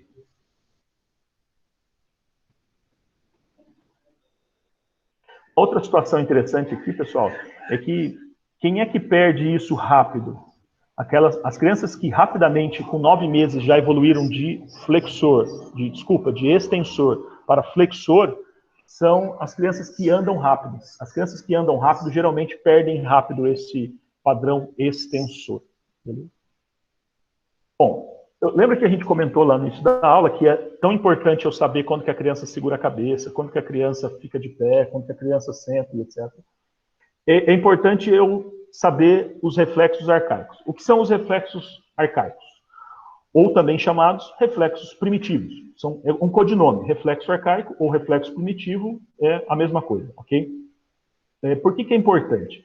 Porque para a criança ter esse desenvolvimento que nós consideramos neurotípico, consideramos normal, então, de segurar a cabeça com 3 meses, da criança sentar com apoio com 5 meses, sentar sem apoio de 6 a 9, ficar de pé com 10, ficar de pé sem apoio de 10 a 12, para poder andar até 15 meses. Para a criança ter esse cenário de neurotipia, nós precisamos com que ela deixe de apresentar algumas situações arcaicas primitivas para com que ela adquire esse padrão normal, padrão neurotípico. Vamos lá. A primeira ilustração para vocês é uma situação que nós chamamos de reflexo de voracidade e o reflexo de sucção. O reflexo de sucção, eu já comentei com vocês, é aquilo que a criança tem ao nascimento e desaparece até uma época da vida. E qual que é essa época da vida? Até o 8º mês de vida. Então, a criança nasce, quem não tinha isso, ficou para trás, foi seleção natural. Todo mundo nasce com. A criança nasce com reflexo de sucção, estou falando isso de RN a termo, ok? A criança nasce, com tudo que você põe na boca, ela vai sugar. E ela vai perder isso até o 8º mês de vida. Isso é chamado reflexo de sucção. E o reflexo de voracidade? Ele também foi uma seleção natural, quem não tinha ficou para trás. O que é o reflexo de voracidade? A criança fica voraz pelo alimento. Então, tudo que você estimula na região perioral, tudo que você estimula em volta da boca, qualquer região, ou em cima, ou embaixo, ou de um lado, ou do outro, qualquer região que você estimular, a criança vai buscar aquele estímulo como se fosse o alimento dele. Ah, como assim? Não entendi. Vocês já viram isso? Imaginam uma cachorra, uma cadela, que acabou de ganhar um monte de cachorrinho, ok? Deu a cria lá, um monte de cachorrinho. Se vocês observarem, o cachorrinho está de olho fechado, ele não está enxergando nada. Mas ele vai mexendo a cabeça, olhem para mim no vídeo agora, ele vai mexendo a cabeça para lá e para cá, de olhinho fechado, até que em alguma hora ele bate em alguma coisa. Na hora que ele bate em alguma coisa, ele interpreta, como um bom mamífero, que aquilo é o mamilo da mãe. E ele abocanha. E por um reflexo de sucção, ele vai sugar aquilo ali. Você entendeu? Então, quem não tinha isso ficou para trás porque não conseguiu mamar, não ganhou peso e não vingou. Ok? Então, o reflexo de voracidade, ele é presente ao nascimento. É fundamental isso. Agora, ele precisa perder em algum momento da vida, né? Porque imagine que se a gente não perdesse. Se a gente não perdesse o reflexo de voracidade, qualquer estímulo na região perioral, você ia buscar. Então, por exemplo, você estava lá na balada e você vai dar um beijo no rosto da sua amiga, você vai roubar um beijo na boca dela. Tá? Apesar de alguns usarem essa técnica aí na balada, aí já não é uma questão mais de primitividade, ok? Já é uma questão puramente cortical, uma questão já de raciocínio, ok? Agora, esse reflexo de voracidade é algo que é subcortical, é inconsciente. Você vai lá, você estimula na região perioral e a criança vai buscar, tá? Em qualquer região, em cima, embaixo, ou em cima. A criança precisa perder isso. Muito bem, senão eu brinquei com vocês que se não perdêssemos, todo beijo no rosto se tornaria um beijo na boca. Quando que a criança tem que perder isso? Com 6 meses de vida. Tá? Então, tão importante é a criança aprender a sentar com 6 meses de idade, ela precisa aprender também a aprender entre aspas, ela precisa desenvolver para isso. Ela precisa parar de qualquer estímulo na região perioral, ela ir buscar como alimento. Isso ocorre, o desaparecimento desse reflexo de voracidade até o 6º mês de vida. Então, o reflexo de sucção desaparece até o 8º mês de vida e o reflexo de voracidade desaparece até o 6º mês. Voltando no reflexo de sucção, deixa eu fazer uma ilustração para vocês para ficar mais didático. Quem tem filhos aí, ou tem sobrinhos, ou conviveu com alguma criança pequena, vai lembrar dessa situação que eu vou falar. Ou então, quem não tem filhos e vai ter, quando tiver, vai lembrar dessa aula. Quando a criança tem até o 8º mês de vida, que tudo que você põe na boca, ela vai sugar por uma questão inconsciente, involuntária, por uma questão subcortical, a criança faz aquilo sem perceber. Então, o que nós, muitas vezes, como pais, fazemos? A criança acorda muitas vezes à noite e aí você dá uma mamadeira para o seu filho, né? Aí, às vezes, você fala assim, pô, eu não vou esperar esse moleque acordar, não, né? Eu já vou dar um mamar para ele dormindo mesmo, porque ele já enche a pança dele e já fica dormindo mais tempo e eu consigo dormir mais. Então, como pais, comumente a gente faz isso. A gente vai lá, a criança está dormindo, você já sabe mais ou menos a hora que a criança acorda, você acorda um pouco antes, vai lá, faz aquele TT nervoso, aquela mamadeira caprichada, e aí você vai lá, a criança dormindo. Aí você vai lá com a mamadeira, começa a estimular na região perioral, porque tem reflexo de voracidade, né? Se tiver menos que 6 meses. E aí você vai estimulando, a criança vai buscar aquilo ali e ela vai sugar de maneira totalmente inconsciente, involuntária, subcortical, e nem vai acordar, e vai continuar dormindo. A gente usa muito essa técnica como pai e mãe. Agora, depois do 8º mês, que a criança não tem voracidade, a criança já não tem nem sucção, ela está dormindo. Você vai fazer a mesma estratégia, né, para ver se ela dorme. Você vai lá, faz o mesmo tetezão nervoso, pega lá a mamadeira, começa a estimular em volta da boca, a criança não está nem aí, porque ela não tem mais voracidade, ela já tem mais de 8 meses, vamos lá, tem 10 meses, vamos supor. Aí você está estimulando em volta da boca, ela já não faz, ela nem liga para isso, desde o 7º mês ela já não liga mais. E aí você pega e enfia o bico da mamadeira na boca da criança para ver se ela suga, porque até o 8º mês ela estava fazendo isso pelo menos. Aí ela está lá dormindo, você tenta enfiar, ela faz assim, ela acorda, dá uma olhada na mamadeira, dá uma olhada para você, enfia a mamadeira na boca e aí sim ela está sugando por uma questão voluntária, consciente, ok? Então, o reflexo de sucção, tudo que você põe na boca suga, ele é presente ao nascimento, mas ele desaparece e precisa desaparecer até o 8º mês de vida, porque senão qualquer esfirra que você fosse comer lá no Tadeu, você ia ficar chupando ela ao invés de mordê-la, beleza? Vamos ver o vídeo aqui para a gente não esquecer, ó. O reflexo de sucção, como que você pode avaliar? Você pode usar a própria chupeta, porque se você põe a chupeta no paciente e ele está sugando, é porque ele tem a capacidade de sucção, que é presente ao nascimento e desaparece até o 8º mês de vida. O reflexo de voracidade, como que você pode avaliar? Você pode tirar a chupeta do seu paciente e estimular na região em volta da boca. E ele vai buscar a chupeta, porque ele acha que aquilo é um mamilo, inconsciente dele. Aí ele vai pegar a chupeta, vai estimular na região perioral à direita e ele vai buscar como se fosse um mamilo, como um bom mamífero que é. Ok? Um outro reflexo primitivo importante. Se é um reflexo primitivo, ele é presente ao nascimento e desaparece em algum momento da vida. Que é o chamado reflexo de Moro. Não tem nada a ver com o nosso ex-ministro da Justiça. O cara que descreveu tinha esse sobrenome. E ele chamava o reflexo de Moro aquela situação que o paciente ele tem ao nascimento e desaparece, mas em alguns casos ele fica muito tênue, bem leve, até o 6º mês de vida. Tá? Então, o reflexo de Moore é um reflexo primitivo, ele é presente ao nascimento e desaparece até o 6º mês de vida, que é quando a criança assusta. Tá? Então, muitos de vocês já viram isso daí. Né? Então, com um estímulo tátil muito importante, muito brusco, ou um estímulo sonoro muito alto, né? Um bater de portas, um cair de panela, a criança assusta nos primeiros 6 meses de vida, fazendo, observem aqui no vídeo comigo, fazendo um padrão de extensão seguido de flexão. Ou, se vocês preferirem, um padrão de primariamente extensão para depois flexão. Ah, eu não entendi. Tem a ordem aí, né? Ó, 1, 2 e 3. Mas o melhor é ver o vídeo. Vamos ver o vídeo. Ó.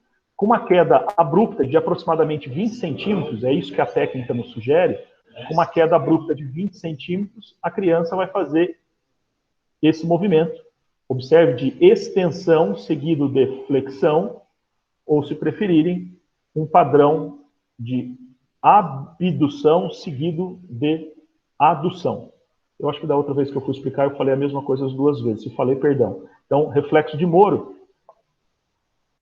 Então, tudo automático no raciocínio da gente aqui, perdão. O reflexo de Moore, observem que é um padrão de extensão seguido de flexão, ou, se preferirem, de abdução seguido de adução. Observem que eu falei a mesma coisa, só denominações diferentes. Okay? Isso é presente ao nascimento e desaparece até o 6º mês de vida. Okay? Um outro reflexo primitivo, a criança nasce com ele e tem que desaparecer. É o chamado reflexo de apoio plantar e o reflexo de marcha. São reflexos distintos, tá? Igual lá atrás, eu falei para vocês que reflexo de voracidade é uma coisa, reflexo de sucção é outra, apesar dele estar descrito como barra, aqui é a mesma coisa, tá? Então é o reflexo de apoio plantar, barra, marcha, mas são reflexos distintos. É o reflexo de apoio plantar e o reflexo de marcha. É que o processo deles é simultâneo, que é realizado. Esses 2 reflexos primitivos, eles são presentes ao nascimento e desaparecem até o 3º mês de vida. Tá? O reflexo de apoio plantar é o da figura à esquerda, onde você tenta deixar a criança de pé. Só que lembrem, ela só está com 1, 2 ou 3 meses de vida. Então, você quer que ela fique de pé? Não, porque você quer que a criança fique de pé com 10 meses. Então, você não está querendo que ela fique de pé. Porém, com o seu apoio, com você segurando no bracinho dela, essa criança vai tentar esticar a perninha dela. Tá? E a gente chama isso de apoio plantar.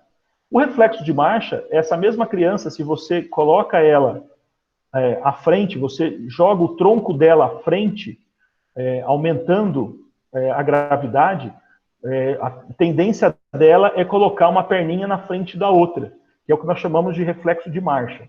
Quando vocês leem isso nos artigos, nos livros, vocês têm a ideia de que, sem ver o vídeo, dá a ideia de que a criança vai sair andando. Não tem nada a ver com isso. É um esboço de marcha, ok? Vocês vão ver o vídeo aqui, vocês vão ver que é realmente um esboço de marcha. Mas primeiro, vamos para o contexto de apoio plantar. Então, o apoio plantar é, você pega a criança e você tenta colocá-la de pé, mas ela tem 1, 2 ou 3 meses de idade, tá? Porque ela só vai ter esse apoio plantar nos primeiros 3 meses de vida. E aí ela tende a esticar a perninha, tá vendo? Então, não é que ela está querendo ficar de pé, não tem nada a ver com isso, tá? A criança simplesmente, quando você encosta a planta do pé, uma superfície rígida, ela tende a esticar as perninhas, estender os membros inferiores. Okay? Já o reflexo de marcha, você joga a criança um pouquinho para frente, joga entre aspas, né, o corpinho da criança um pouquinho para frente, e aí você vai esboçar a marcha. Ah, não entendi. Olha o vídeo, e aí você não esquece. Ó. A mesma criança, se você faz a tendência ao apoio plantar e você joga o corpinho dela para frente, ó, observa que ela vai agora elevá-la. Elevou uma, elevou a outra, tá vendo? Então, isso é um esboço de marcha. Então, quando lembrar de que não é ficar andando, tá ok? Quando a gente lê no livro ou no artigo, a gente tem a ideia que a criança vai sair correndo andando, não tem nada a ver. Tá? Um outro reflexo primitivo que nós já trabalhamos, o reflexo de preensão palmar, que é o da tia véia.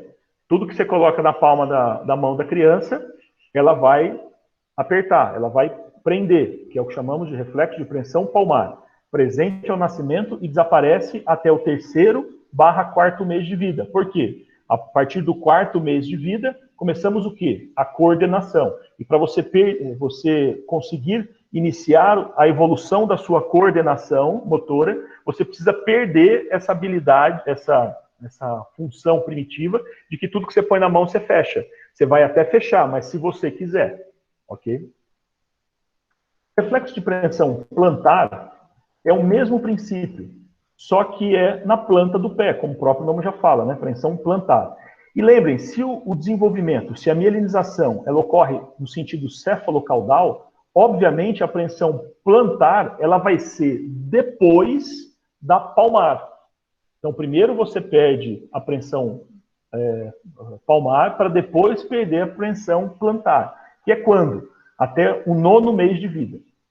O reflexo de preensão plantar, pessoal, observem na figura como que é a técnica. Você vai estimular, você vai fazer um estímulo tátil imediatamente abaixo dos dedos. Aí o paciente flete. Por que eu estou falando de maneira enfática que tem que ser imediatamente abaixo dos dedos? Porque se você for estimular desde lá de baixo, que é a técnica de Shadok, você vai fazer elevação do hálux e abertura em leque dos artérios. Você vai fazer uma extensão. E eu estou falando para vocês que a preensão plantar ela é em flexão. Só que a técnica é diferente. O reflexo superficial cutâneo plantar é técnica de Shadok. Imagine que isso é um pé, você vem desde lá de baixo na borda lateral em sentido aos dedos, e aí a criança faz elevação do hálux e abertura em leque. Tá? Mas isso é por imaturidade, e o adulto ele vai fazer a flexão daqui para lá, tá? A criança a partir dos 2 anos de idade, e no adulto a vida toda, exceto se ele tiver uma lesão de primeiro neurônio, que ele vai fazer em extensão. Beleza? Mas para eu fazer a avaliação da preensão plantar, quando eu tenho o pé da criança, para eu poder ter a resposta em flexão, eu vou diretamente abaixo dos dedos e aí ela flete, ok? Ah, não entendi. Vamos ver o vídeo que a gente não esquece, ó.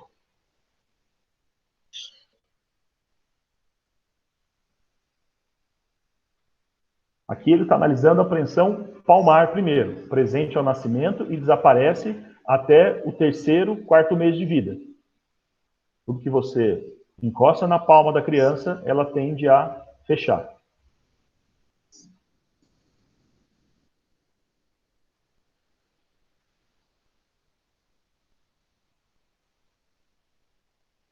Às vezes essa preensão palmar ela é tão intensa que às vezes você só por ela já consegue realizar a manobra do arrasto. Sabe a manobra do arrasto que você traz a criança até você?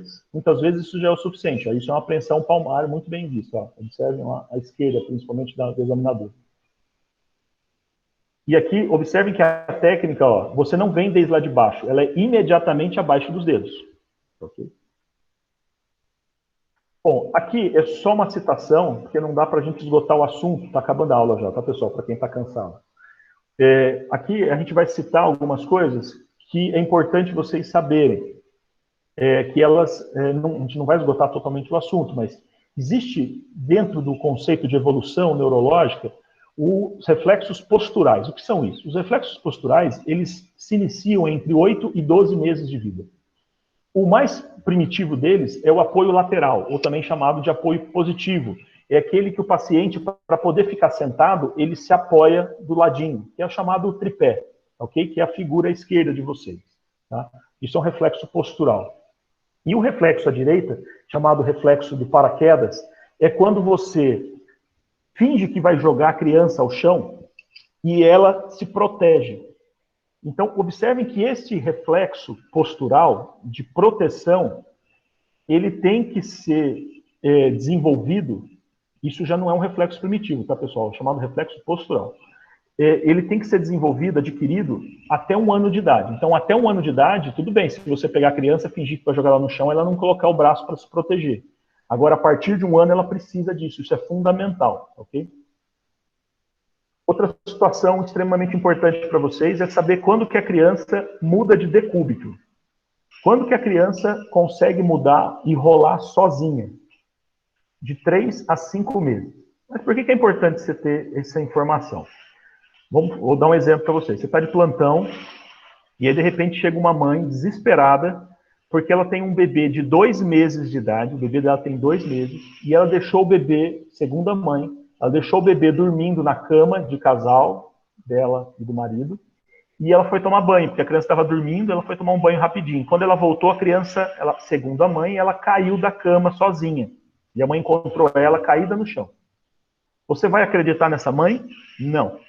Por quê? Para a criança rolar, fazendo a sua mudança de decúbito, vocês têm essa expectativa que ocorra entre 3 a 5 meses. Se a criança tiver menos de 3 meses, ela não fez isso. Então essa mãe está mentindo. Essa criança caiu. Ou ela foi jogada, que seria pior ainda. Ok? Então, a gente tem que ficar atento sobre isso, porque às vezes as mães trazem para a gente uma história, nós somos reféns da história trazida até nós, porém, a gente tem que ter a crítica da história que está sendo trazida para nós, beleza? Outra situação que eu estou só trazendo sem esgotar o assunto. O desenvolvimento da criança, quando eu trabalho com vocês, igual nessa aula de hoje, quando que a criança segura a cabeça, quando ela senta, quando ela fica de pé e etc., eu não posso achar que só porque a criança faz este perfil de desenvolvimento, ela segurou a cabeça no tempo certo, ela sentou no tempo certo, ela andou no tempo certo, que está tudo bem. Porque existem várias áreas de desenvolvimento neurológico. É que no primeiro ano de vida, que era o propósito da aula, era a gente trabalhar mais essa questão motora. Porém, existem outras áreas. Por exemplo, a área da linguagem. Tá? Quando que a criança vai começar a falar? Por volta de 1 ano de idade, a criança já tem que estar falando algumas coisinhas. Entre 1 ano e 1 ano e meio, tem que estar falando algumas coisas. Para com que 2 anos de idade, a criança já esteja falando várias palavrinhas. Tá? A criança até os 2 anos e meio, ela já tem que falar ao redor de 50 palavras, isso teoricamente. Ok? Para com que a partir dos 3 anos de idade, já fale frases de 3, 4 palavras. Então, a ideia aqui não é eu ensinar vocês a questão do desenvolvimento da linguagem, porque teria que ser uma aula só disso. Porém, o que eu quero trazer para vocês é que não fiquem apenas atentos à questão motora. A gente vai trabalhar com vocês depois em outros momentos, tanto na neurologia quanto na pediatria, essas outras áreas de desenvolvimento, ok? Agora, quando que eu quero que vocês prestem muito atenção? Quando que vai acender, o sinal vermelho. Se a criança não tiver nenhum sorriso com até 8 semanas, a criança não tiver olho no olho até 3 meses, a criança não alcançar objetos com 5 meses, porque lembra que eu falei que com 4 tem que estar alcançando, a criança não sentar sem apoio com 9 meses, porque lembra, até 9 meses a criança tem que estar sentando sem apoio. E lembrar que o sentar sem apoio é um gradiente de 6 a 9 meses. A criança não andar sem apoio com 1 ano e meio. A criança não dizer palavras isoladas com 1 ano e meio também, nem papá, au, me dá esse, não, tem que ficar atento. E a criança com 30 meses não dizer frases de 2 ou 3 palavras. Então, isso daqui é algo que vocês não precisam saber para a prova, vocês precisam saber isso para a vida. Isso daí você precisa saber não só para o seu paciente, mas você precisa saber isso para o seu filho, para o seu sobrinho, tá? Para o seu parente pequenininho. Tá? Isso é importante a gente ter esses conceitos. E independente disso, se houver preocupação dos pais, a gente precisa sempre investigar. E se houver discrepância das áreas do desenvolvimento. Por exemplo, aqui eu falei para vocês que temos várias áreas de desenvolvimento. Né? Eu vou dar um exemplo prático. O autista, por exemplo, ele geralmente ele anda no tempo normal, ele segurou a cabeça no tempo normal, ele sentou no tempo normal, mas ele demorou para falar, ele não consegue socializar, ele não tem um bom contato visual direto. Então, quando você tiver discrepâncias entre essas áreas, isso também tem que ser amplamente investigado. E por fim, se vocês esquecerem tudo da aula, mas para a vida eu quero que vocês lembrem dessa última frase escrita nesse slide. Se houver uma regressão de habilidades previamente adquiridas. Mas que história é essa, cara? Lembra que eu estou falando para vocês que o desenvolvimento, a mielinização, ele é cefalocaudal? Você vai segurar a cabeça, você vai sentar, você vai ficar de pé, você vai andar, porque você vai falar. Isso é fixo e invariável. Certo? Só que isso não é desaprendido. Tá? Se você desaprender algum marco do desenvolvimento, se você desaprendeu algo que você estava fazendo, a criança estava andando, deixou de andar, ela estava sentando, deixou de sentar, ela estava falando e deixou de falar, isto é mandatório, tem que amplamente investigar, porque isso pode ser uma doença degenerativa. Isso mesmo, doença degenerativa não é só do idoso. criança também tem doenças degenerativas. É que a manifestação da criança, a origem é genética, na grande maioria das vezes, da regressão, da degeneração. Mas criança que desaprende as coisas, criança que deixou de fazer coisas que estavam fazendo, isso é mandatório, tem que investigar. Se você, como médico generalista, não tiver confortável em fazer essa investigação, você tem que, pelo menos, encaminhar para o especialista. Ok? Dúvidas, pessoal?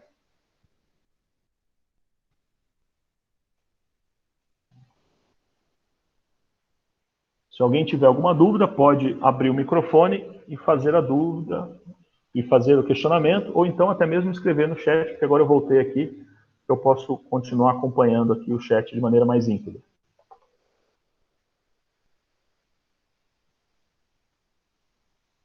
Bom, geralmente ninguém realmente faz algum tipo de pergunta, né?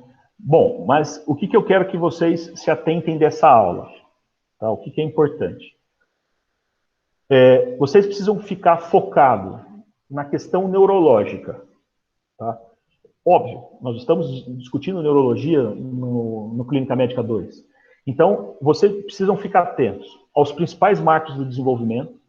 Então, você precisa saber, então, quando vai segurar a cabeça, quando vai sentar, quando vai ficar de pé, porque isso é fundamental para você ir avaliar uma questão neurotípica lá na frente.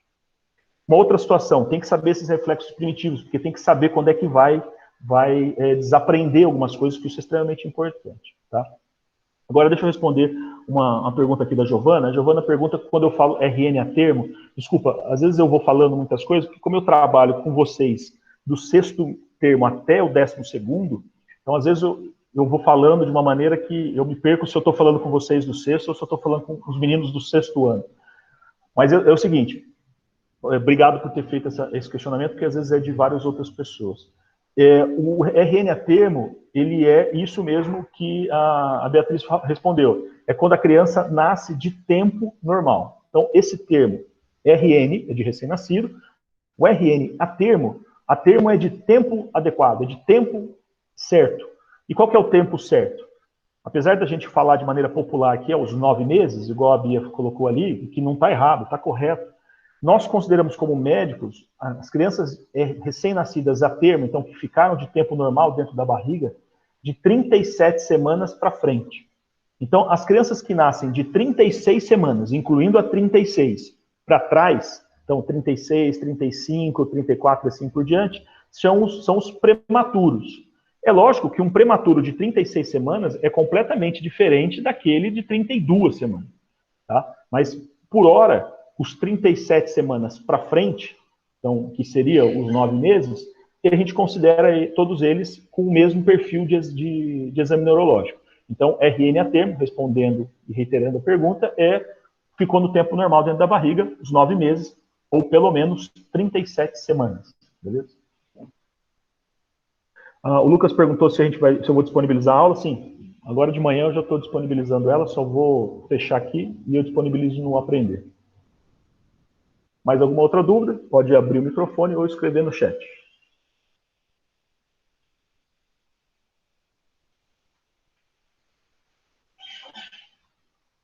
Bom, pessoal, então é o seguinte, eu não tendo dúvidas, eu vou ficar disponível para vocês, se alguém quiser tirar alguma dúvida, alguma outra coisa, aí agora no período da manhã todo, tá? Eu fico para vocês. Eu estou deixando aí no chat o meu celular, qualquer coisa pode mandar um zap, que às vezes fica até mais prático, tá? A Thaís anotou de 32 a 37 semanas. O prematuro é abaixo de 36 semanas e 6 dias. Né? 36 semanas e 6 dias é prematuro. 37 semanas já não é mais prematuro. Aí você entra como RN a termo.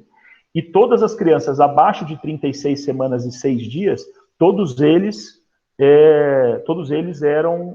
são prematuros, mesmo aquele abaixo de 32. Agora eu entendi, foi a confusão do período cefálico. Isso, o período cefálico é de 32 a 37, as meninas entre 32 e 36, a maioria, e os meninos de 33 a 37, é isso mesmo. Para RN pré-termo, todos esses reflexos de fase de desenvolvimento serão mais tardias? Sim. A Juliane pergunta o que queria mudar no pré-termo. Existe uma aula específica de exame neurológico do recém-nascido pré-termo, mas a gente, em linhas gerais, a gente vai fazer o que nós chamamos de idade corrigida. O que é isso? Todo paciente que nasce prematuro, então de 36 semanas e 6 dias para trás, a gente sempre vai corrigir a idade deles para fazer o exame físico. O que é corrigir a idade? Né? A gente, quando vai examinar, vamos fazer um exemplo. O moleque nasceu de 32 semanas. Tá? Então, ele nasceu antes das 36 semanas e 6 dias, então ele é prematuro. Ele nasceu de 32 semanas. Eu vou examinar esse moleque.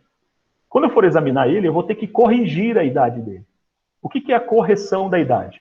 Você vai fazer a diferença da semana que ele nasceu, nesse exemplo, 32 semanas, e você vai corrigir para 40 semanas. Tá? As 40 semanas, que é geralmente quando a mãe vai entrar em trabalho de parto. Então, você pega a semana de nascimento, que nesse exemplo nosso foi de 32, e tira de 40. Então, faltou quanto? 8 semanas, certo? 8 semanas é o equivale a aproximadamente 2 meses. Então, ao examinar esse paciente, eu vou fazer esse desconto de 2 meses para ele. Então, o moleque que nasceu de 32 semanas, e eu tirei de 40 para fazer o raciocínio, que é 8 semanas, em média, 2 meses, quando eu for examinar ele com 6 meses de idade, e eu estou examinando, eu não estou exigindo para ele coisas de 6 meses. Eu estou exigindo para ele coisas de 4 meses. Ok? Então, você tem que fazer essa correção da idade quando você tiver uma prematuridade. Ok? Acredito que eu respondi para você, né, Juliana? Se ficou na dúvida ainda, pode perguntar. Beleza. Combinado, então, pessoal? Daqui a pouco eu disponibilizo a aula para vocês. Semana que vem vocês têm um encontro com a Tereza. Eu estou só na outra semana que eu encontro vocês novamente. Ok? Eu estou disponível aí, se alguém quiser mandar mensagem pelo WhatsApp, é só mandar, eu deixei meu celular lá em cima.